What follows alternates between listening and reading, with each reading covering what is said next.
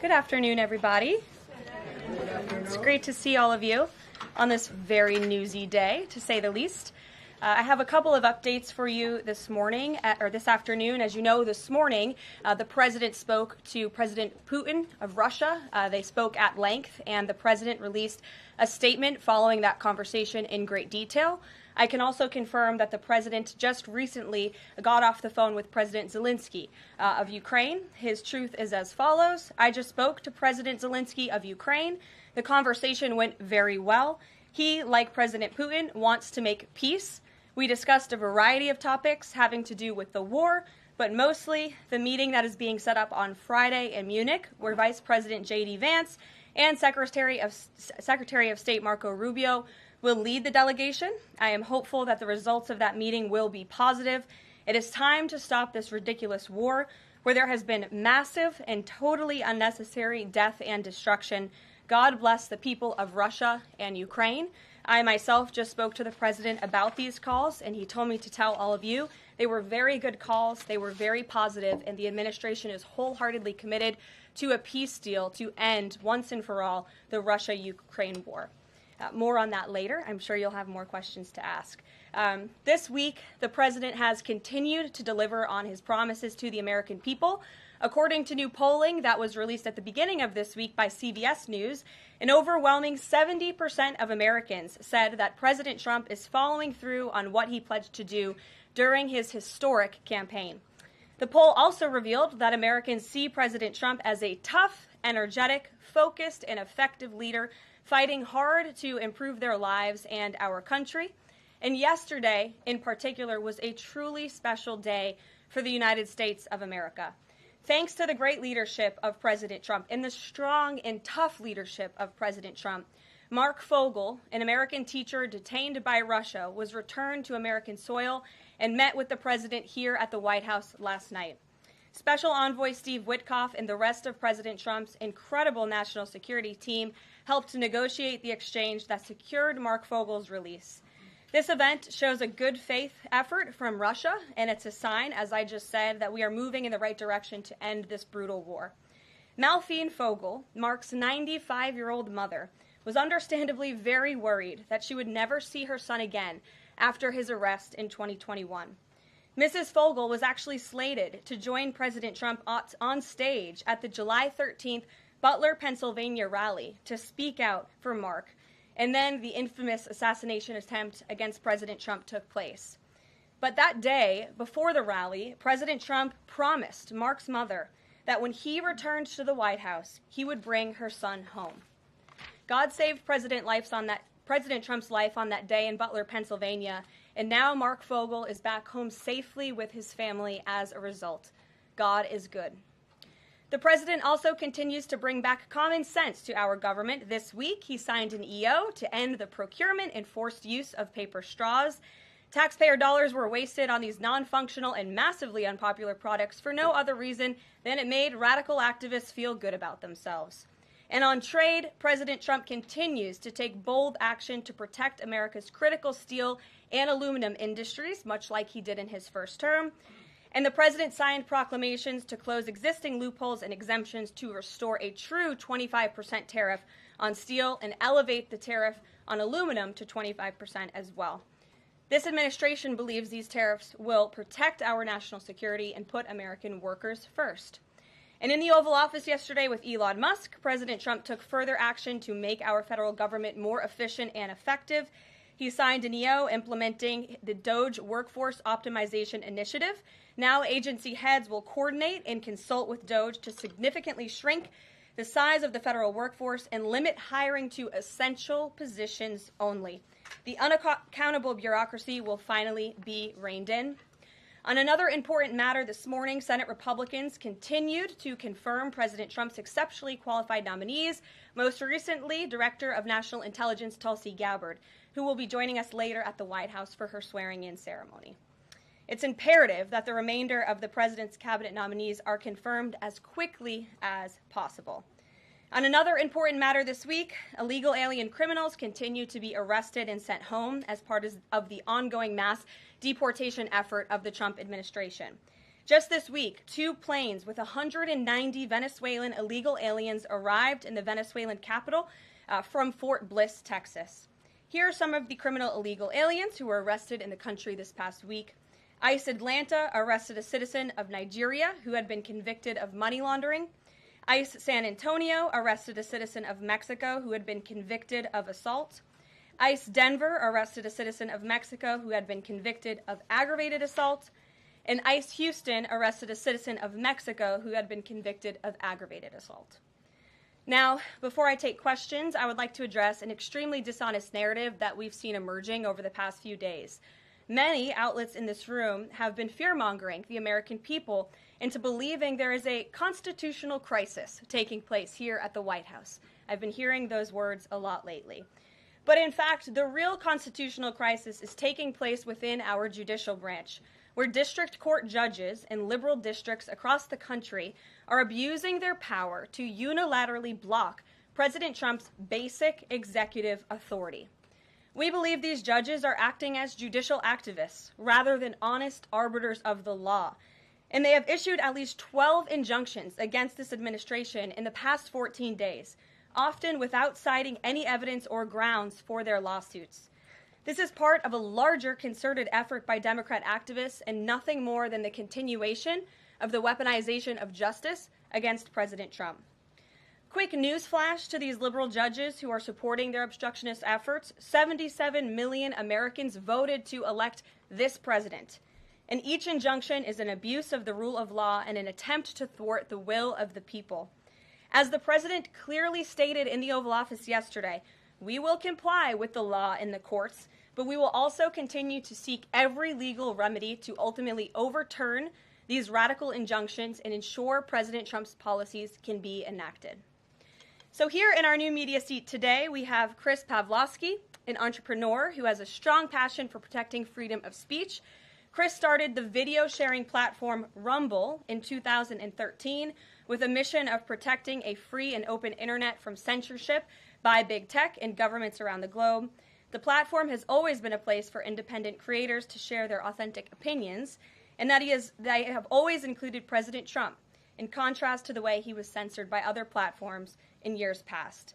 Since its founding, Rumble has grown exponentially, recently marking 67 million monthly active users.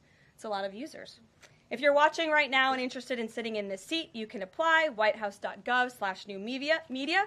With that, I will take your questions. And Chris, why don't you kick us off on this very busy news day? Karoline, thank you very much to you and President Trump. It's an honor to be sitting here in the new media seat for the White House press briefing and to be able to demonstrate why freedom of expression is so important. Rumble was the victim of censorship at the hands of multiple foreign governments. It's clear there are still many countries who oppose free speech and even target American companies. Can you describe what the administration will do to protect U.S. interests and values worldwide? Sure. Well, thanks for the very important question. And I think that free speech and ending censorship, both here at home and also abroad, is an important part of President Trump's agenda. I think first, President Trump has led by example on this front as the leader of the free world, the president of the United States, with his show of access and transparency on a daily basis. The president takes questions from all of you almost every single day and really reveals what he's thinking and feeling, and I think that serves as a great example to the rest of the world. As for tangible actions that the president has signed, he did sign an executive order, I believe on day one, certainly within the first week of this administration, to restore free speech and stop government-sponsored censorship here at home.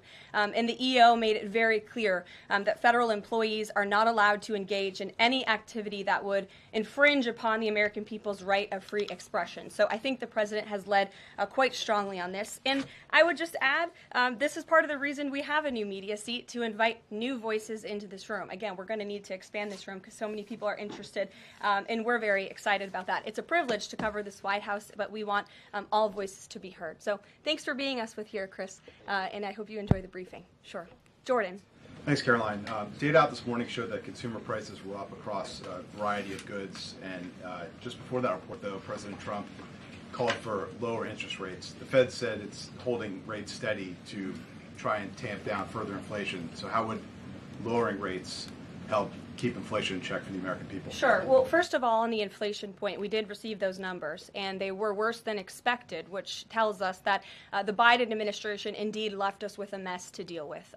It's far worse than I think anybody anticipated because, unfortunately, the previous administration was not transparent in where the economy truly was. We know people at this very podium told the American people that inflation was transitory and that it would go away. That was not the case. And now the last report of the Biden administration, as revealed today, shows that inflation is still about 4.5% higher over the past 3 months.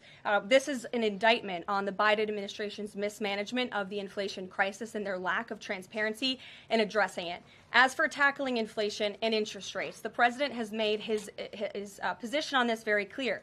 He wants interest rates to be lower. He wants inflation to be lower. And he believes that the whole of government economic approach that this administration is taking will result in lower inflation. I have said that from this podium many times. The president had record low interest rates and inflation rates in his first term. He believes that the economy can handle it and withstand it. And we're doing a lot to tackle the inflation effort on this front. It's a whole of government economic approach, and I've talked about what we're doing to tackle inflation quite a few times from this podium. What about the reciprocal tariffs? That's going to come before Prime Minister Modi's visit tomorrow. I do believe it will come before the Prime Minister's visit tomorrow, and I will let the President discuss the details on the reciprocal tariff front. But this is something he believes strongly in, and it's very simple logic as to why the President wants to impose reciprocal tariffs. It's the golden rule, which we all learned when we were growing up in school. Treat others the way you want to be treated, and far too many nations around this world have been ripping off the United States of America for far too long, and that's why the President believes this will be a great policy that will benefit American workers and improve our national security.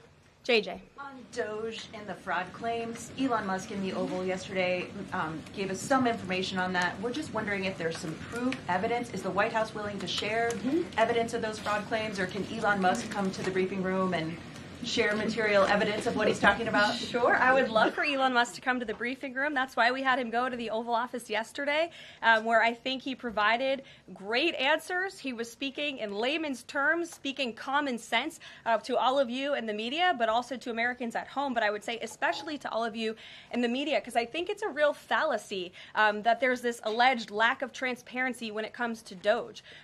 President Trump and Elon Musk have been incredibly transparent on what Doge is doing. There is an X account with the Doge handle. They are tweeting out what they are doing on a daily basis. They have a website where they are posting the receipts of the contracts that they are reviewing and the payments that they have stopped from going out the door. The secretaries of our departments have stopped from going out the door. And I would also say that before it was Elon Musk making our government efficient and accountable, it was some unnamed bureaucrat that none of you knew.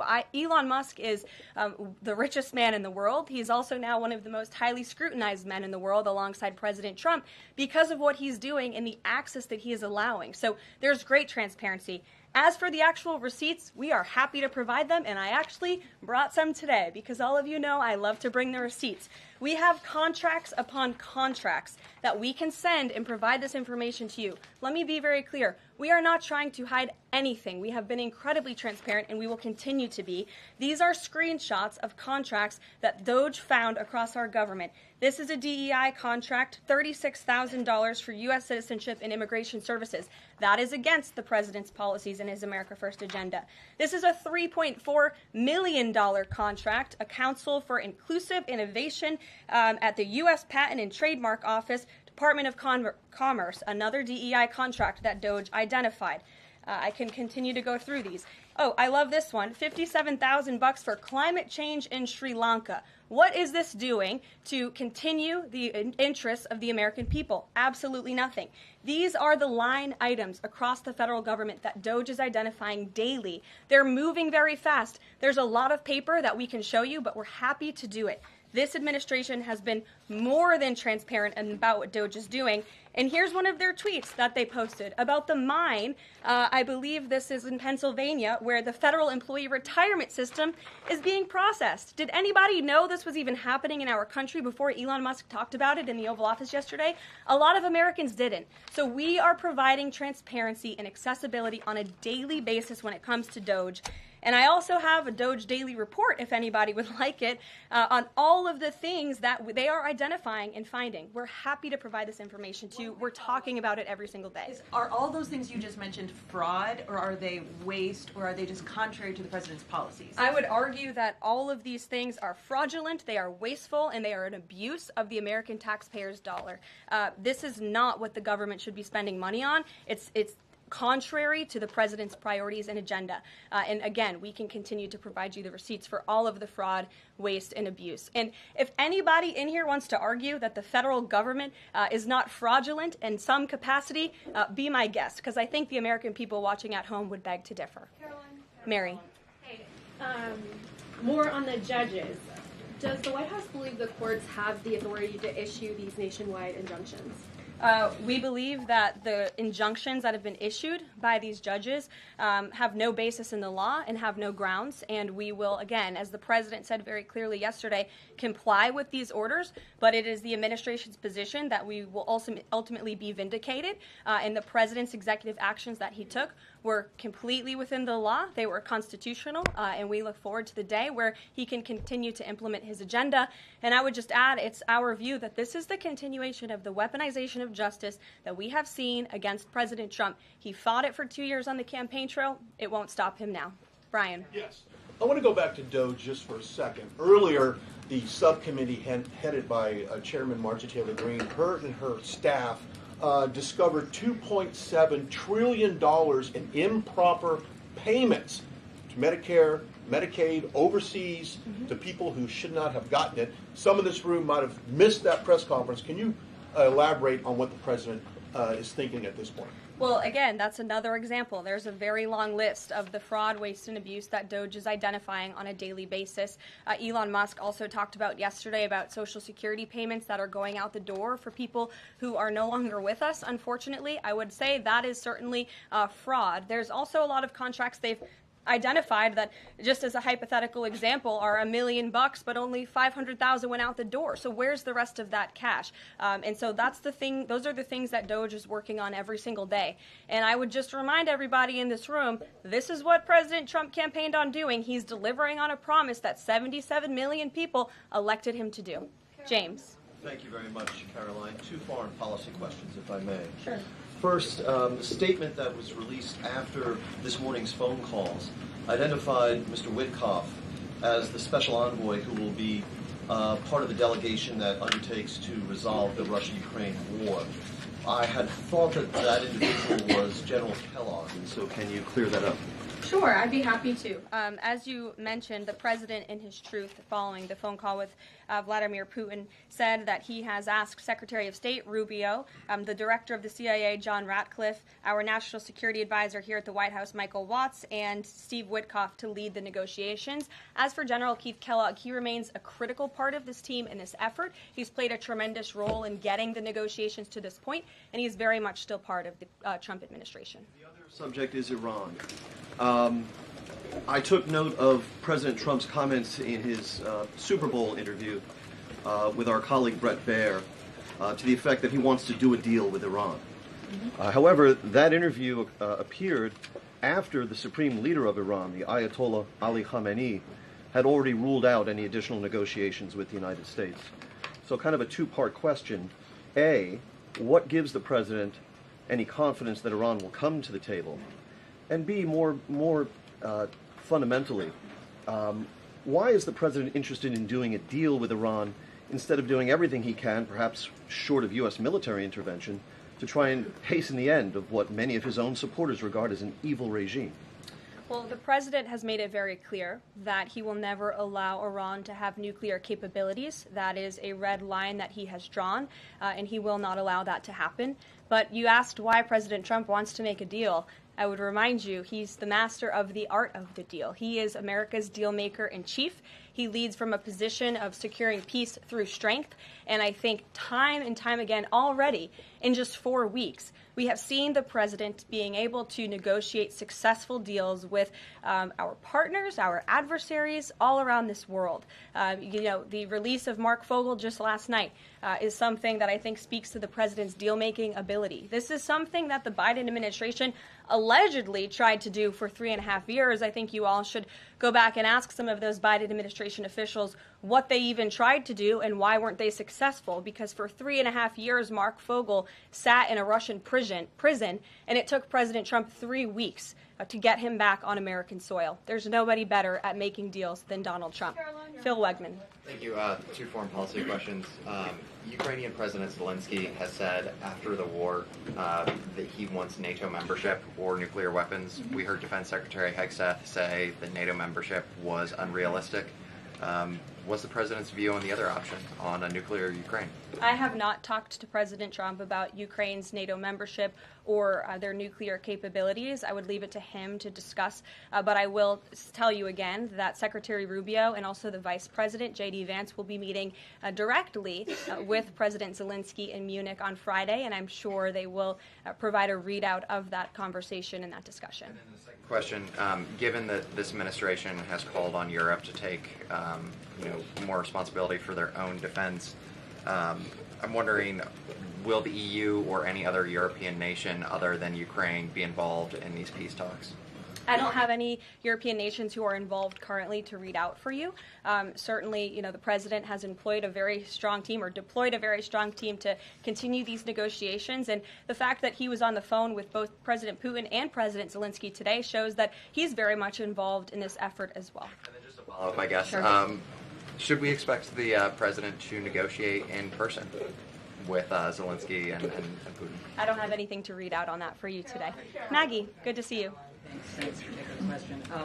You talked about the transparency with Doge and Elon Musk's press availability yesterday. There is a conflict of interest law in place that says that people who have personal interests can't interact with government entities that could touch on those. Has President Trump signed a waiver for Elon Musk? Does such a thing exist? If it does, will you guys release it in the interest of transparency that he's committed to? I have not seen the law that you are referring to. What I can tell you is that Elon Musk, as I've confirmed before, is a special government employee. He is filing the proper financial disclosure, and he is complying with all applicable federal laws. As you also heard, Elon address this directly yesterday in the alleged conflict of interest, and he said everything he's doing is very public, and if you all perceive a conflict of interest, you're welcome to bring that up. And as the president said, if he feels like Elon is engaging in something that's a conflict of interest, he will tell Elon not to do that. And Elon also said yesterday that before he moves forward with anything, he consults with the President of the United States. So we're very confident with the ethics and the guardrails that have been put in place here. Caitlin. Thanks, Caroline. I have a few things for you, but on the commitment by President Trump, he said that he and President Putin agreed to visit each other's respective nations.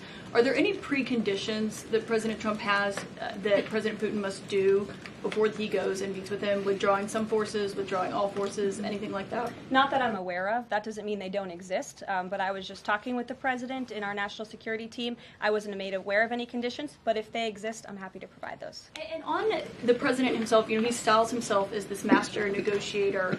He is now deploying these negotiations, saying that they start immediately. We did hear from the Defense Secretary, Pete Hegseth, though, today saying that NATO membership is not realistic for Ukraine and neither is returning to pre-2014 borders. Aren't they giving away bargaining chips before these negotiations have even started? Again, I haven't talked to the president about Ukraine's NATO membership, and he appointed several individuals to negotiate on his behalf. He's directly involved in these negotiations as well, and I'm sure if you ask him that question in the near future, when you're able to, he'll give you an answer. I just don't want to get ahead of him on it. And final thing for you, which White House official made the decision to bar the AP reporter from the Oval Office? and the diplomatic reception room last night? Well, first of all, let me just set the record straight. It is a privilege to cover this White House. It's a privilege to be the White House press secretary. And nobody has the right to go into the Oval Office and ask the President of the United States questions. That's an invitation that is given. And there are hundreds of outlets on this campus, many of you in this room who don't have the privilege of being part of that pool every single day and getting to ask the President questions. We reserve the right to decide who gets to go into the Oval Office, and you all have credentials to be here, including the Associated Press, who is in this briefing room today. But isn't it retaliatory in nature is the argument, because the reason that the AP was barred, which they said was because they're not using the phrase Gulf of America, they're using Gulf of Mexico in line with their standards.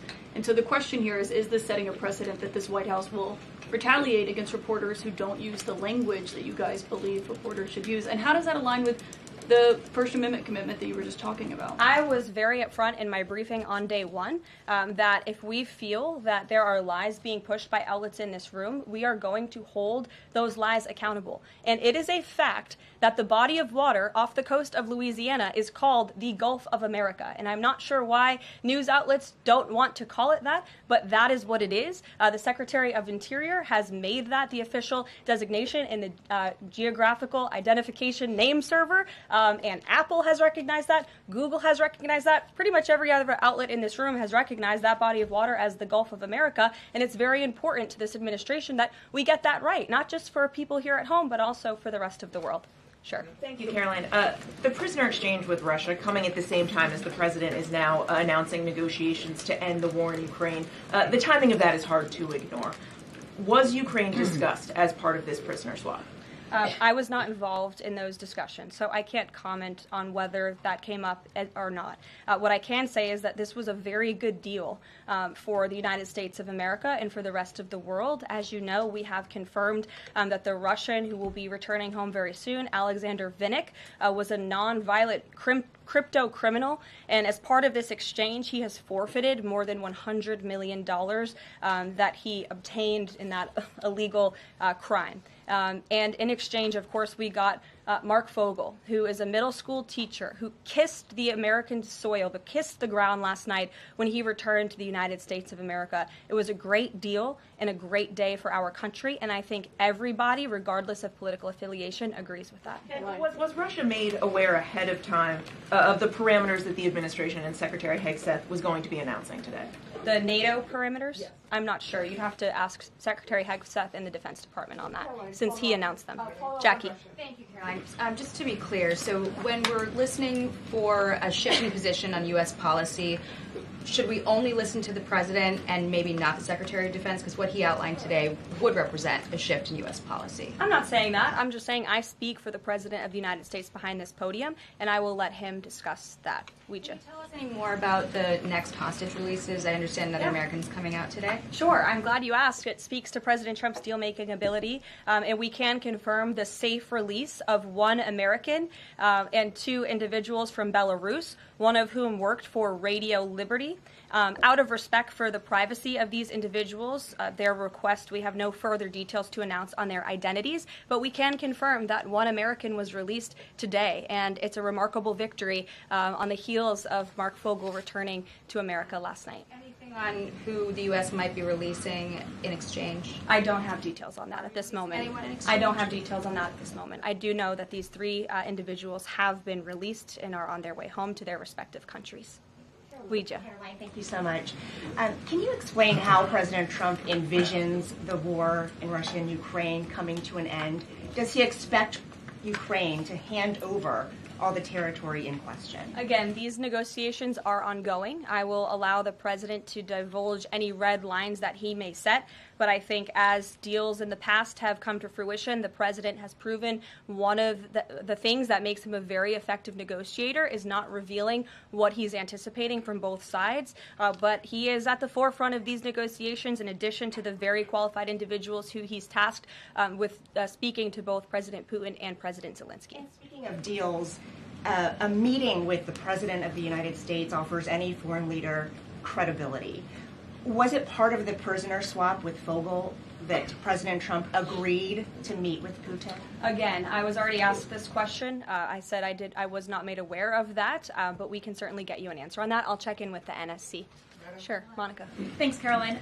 It's clear that this administration is dedicated to both truth and transparency. We know that with Doge, but we also know that because this administration recently announced it's going to declassify the assassinations of Martin Luther King Jr., JFK, and RFK. I'm wondering, is it likely that we're going to see more information regarding the assassination attempts on the president's life while he was on the campaign trail? In regards to the assassination of the individuals you mentioned, President Trump signed that executive order directing the respective agencies to do it. I know that that process continues and is ongoing. He's committed to transparency in the declassification of these very important files that I think many Americans are not only interested in learning about, but also have the right to know about. As for the two heinous assassination attempts on the president's life, he's spoken to this publicly. I've spoken to him about it privately. And, as he said publicly to all of you, he feels he has a right to know about further information about the individuals who tried to kill him, tried to take his life. And so if and when we get that information, I'll leave it up to the president to decide whether or not he would like to reveal it. But I believe in the effort of transparency that we've seen consistently from this president, he certainly will. Daniel. Thanks, Caroline. I wanted to ask you about the $59 million that FEMA sent to New York City migrant hotels. Secretary Kristi Noem just put out a statement saying that she's clawed back the full payment that FEMA activists unilaterally gave to NYC migrant hotels. She wrote, "Mark my words, there will not be a single penny spent that goes against the interest and safety of the American people." What does the response of the Trump administration send to any federal bureaucrats that are thinking about obstructing the president's agenda? They will be held accountable.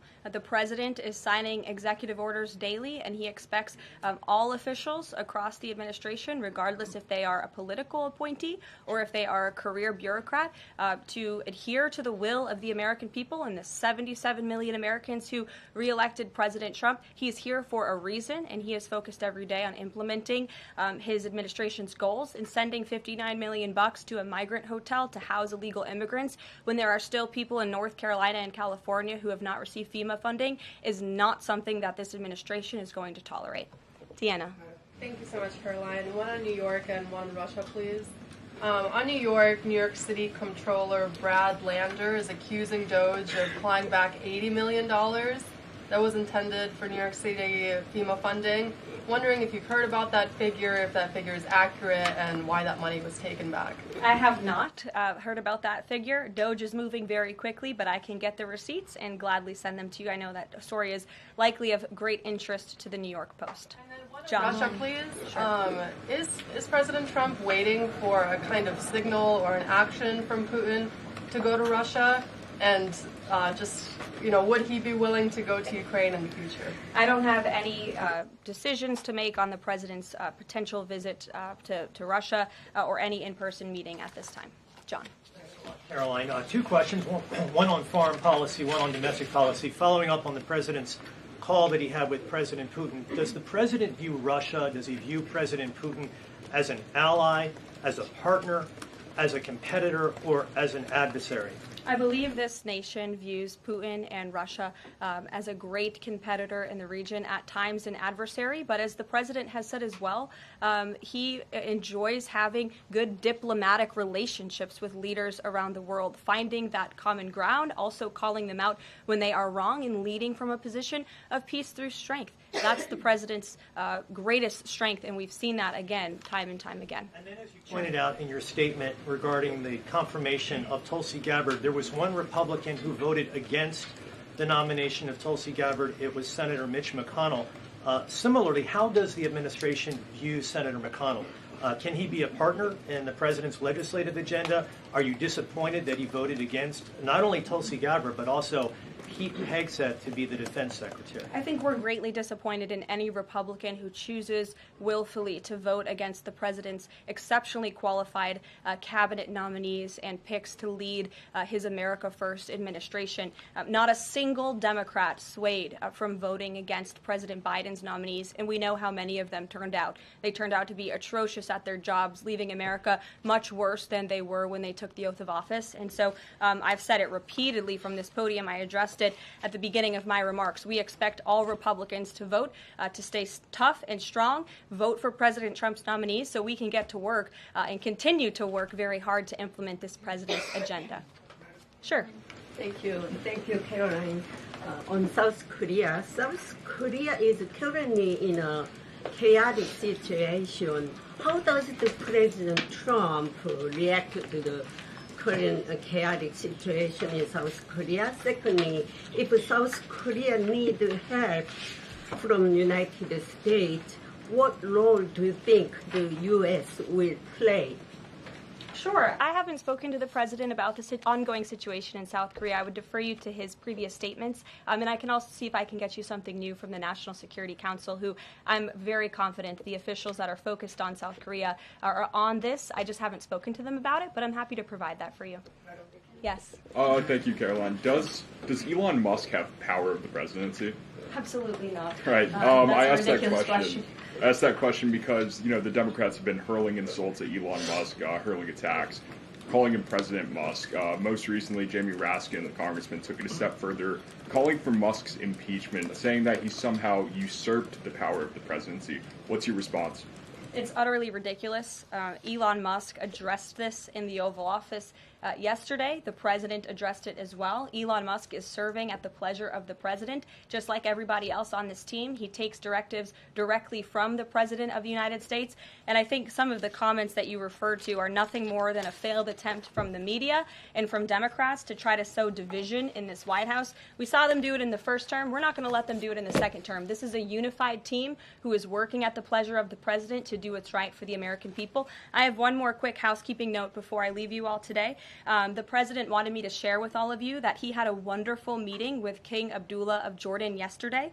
They discussed many things, including the Gaza Strip and its future at great length. The king would much prefer that the Palestinians stay in place, with the additional land to be used for new development, which would greatly create jobs at levels never seen before. But the president feels it would be much better and more majestic if these Palestinians could be moved to safer areas. I would just add to that the president remains wholeheartedly committed to seeing peace in the Middle East, and our Arab partners in the region have been tasked with coming up with a peace plan to present to the president. That is ongoing. King Abdullah mentioned that yesterday. He also committed to accepting 2,000 sick children from the Gaza Strip, which the president called a beautiful gesture. So the administration continues to work with our Arab partners in the region. We stand closely with our ally Israel, and the president has presented this big, new, bold idea to secure peace in the Middle East, and he is not going to waver from that. And we look forward to seeing that goal of this administration achieved as well. Thank you very much, everybody, and we'll see you very soon. Have a great day. Thank you.